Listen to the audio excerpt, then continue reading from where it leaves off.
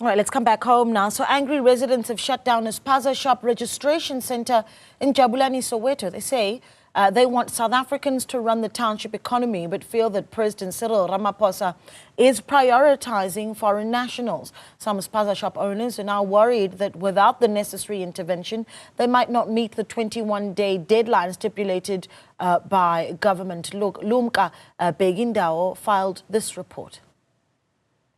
The registration process for Spaza shops has been suspended in Soweto after protests erupted on Monday over ownership.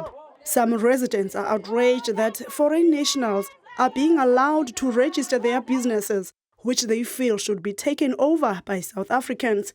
One of the residents, who is a vendor, says the process is unjust. I was selling there at school, so they told us that we must no longer sell there at school. But what really hurts me is that they stopped us to sell, but the foreigners here are selling. And the main reason why there's this thing is because of foreigners, but they stopped us, so it's really painful, The Gauteng government has flagged non-compliance with building plans as one of the key challenges that have led to a spike in illegal Spaza shops in the province.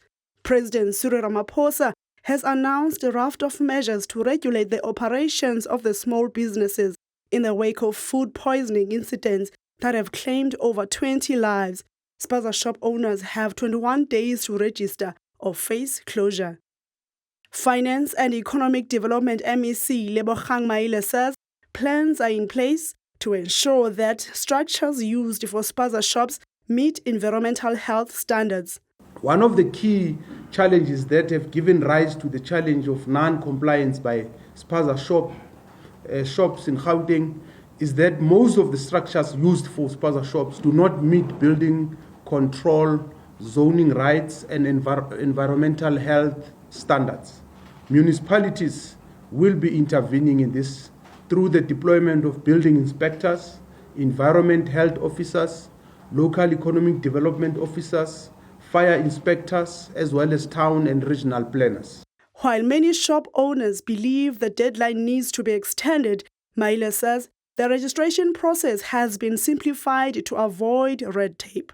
Businesses operating in Gauteng communities are required to register over the coming days.